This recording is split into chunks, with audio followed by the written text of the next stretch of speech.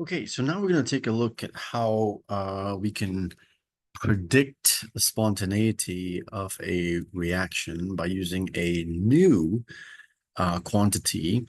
And the thing to keep in mind here is, as we discussed previously, we know that the delta S of the universe is the sum of the delta S of the system plus the delta S of the surroundings. Now, it is difficult to make measurements on the surroundings. However, we always, by always I mean in most instances, we usually study the system, which is usually a chemical reaction.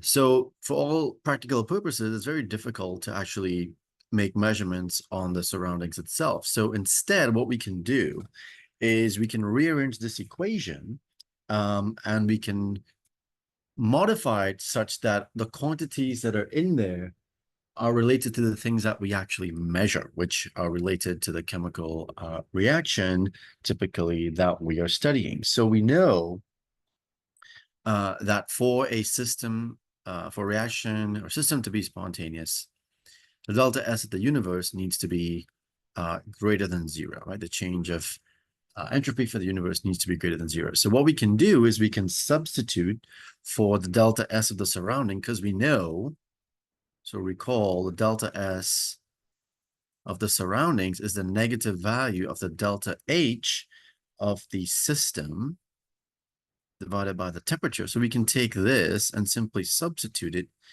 for that quantity. So we now have our delta S of the universe is now equal to delta S of the system plus the negative value of the delta H of the system divided by the temperature. So if we simplify this, and then all of this here, by the way, is greater than zero in order for this system to be spontaneous.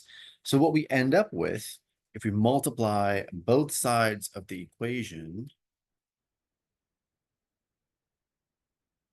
by T to get rid of it here in the denominator, we end up with T delta S of the universe is equal to T delta S of the system minus delta H of the system, right? We multiply all of these terms here by T, then this greater than zero. So now we have an equation that expresses the second law of thermodynamics, which is this law here.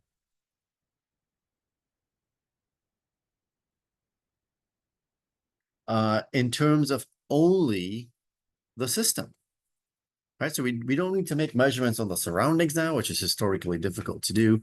We express it in terms of the system, which is the thing that we are going to study. So we can take that equation, we can multiply throughout, now multiply by -1 or -1 throughout. And what we end up with is the negative value of T, delta S of the universe, is equal to delta H of the system minus T delta S of the system. And then replacing now, because you take the negative value, this then is going to be less than zero. So according to this equation that we've just rearranged here, a process that's carried out at constant pressure and temperature is spontaneous if the changes in enthalpy and entropy of the system, so this is your change in enthalpy, and this is the change in entropy of the system, are such that delta H of the system minus T delta S of the system is less than zero. So to express the spontaneity of a process more directly, we're now going to introduce a new or another thermodynamic function called G.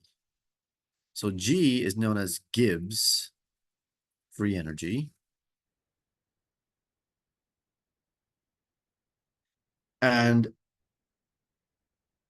Gibbs free energy is defined as the following. So G is equal to H minus T delta, or TS, sorry.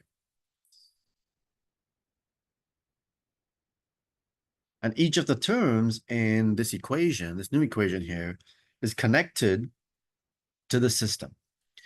G has units of energy, just as H, enthalpy, and TS do. Just like enthalpy and entropy, Gibbs is also a state function, which means that it depends on the initial and the final states. So the change in the Gibbs energy then, so delta G, for a process that occurs at constant temperature, is equal to delta H minus T delta S. And that equation allows us to predict the spontaneity of a reaction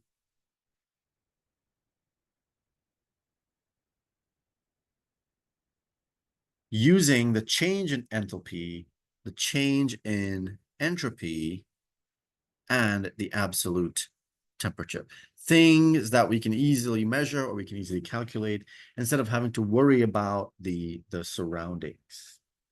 So at constant temperature and pressure for processes that are spontaneous as written, which is always going to be in the forward direction, delta G is negative. For processes that are not spontaneous as written, but are spontaneous in the reverse direction, delta G is positive. And then for systems at equilibrium, delta G is equal to 0. So the Gibbs energy here is the energy available to do work. So if you have a particular process that's accompanied by a release of that usable energy, that is if delta G is negative, that guarantees that it's going to be spontaneous.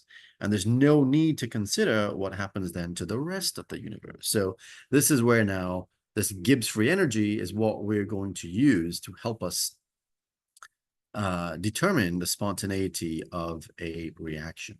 So delta G is if delta G is less than 0, so in other words, delta G is negative, the reaction is spontaneous in the forward direction. If delta G is greater than 0, that is if delta G is positive, so negative value here, spontaneous. If delta G is positive, it's non-spontaneous in the forward direction. And if delta G is equal to 0, then that system is going to be at equilibrium. So we can predict the sign of delta G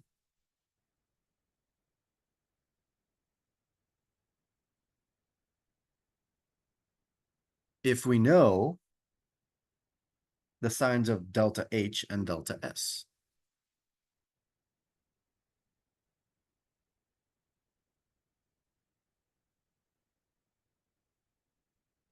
And we can use that equation to make predictions about the spontaneity of a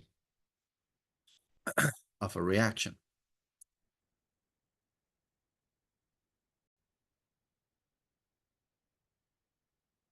So let's take a look at how we can predict the sign of delta G by looking at the signs of delta H and delta S. So the thing to keep in mind here is we're using this equation, delta G is equal to delta H minus T delta S. All right, so we're just looking at signs now. So when the delta H here is negative, and we have our negative sign here. Remember, temperature is always, that's a thermodynamic temperature. This is always going to be positive. So this is why we're looking at the delta S. So if the delta S is a positive value, then what we have going on here is a negative minus all of this here becomes positive. So we have negative value minus another value here. That is going to give us a negative value always. And that reaction, that process is always going to be spontaneous. If the delta H is positive, on the other hand, so let's say the delta H now is a positive value, we still have a minus, we're going to subtract something. If the delta S now ends up being negative, so that's a negative value, then we have a negative times a positive, then this entire thing here, all right, ends up being negative. So we have a plus, minus, minus something. Well, then a product of a minus and a minus is a positive. So we have a positive, and a positive, that will mean the delta G is always going to be positive, which will make it non-spontaneous. Right? So under these two conditions, we're always, in the first one, we're always going to have spontaneous processes. And the second one, we're always going to have non-spontaneous processes because the delta H is positive.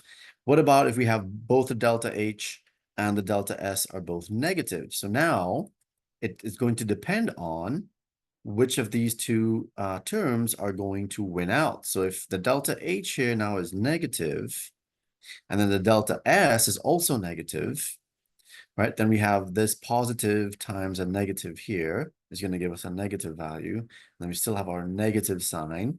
So we have a negative value minus minus a minus, that'll be a positive. So it depends then on the value of this side. And if the T delta S there is less than the delta H, which is on the left side here, that will mean then that the delta G will be negative, and that will be a spontaneous processes. When does this situation happen?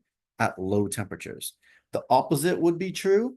Okay, so if both the delta H and the delta S are negative, the delta G then will be positive or non-spontaneous when the T delta S is greater than, and this here is greater than the delta H, so we end up with a positive value for the delta G, which would be a non-spontaneous, and that happens at high temperature. And we have the fourth option where both of the delta H and delta S are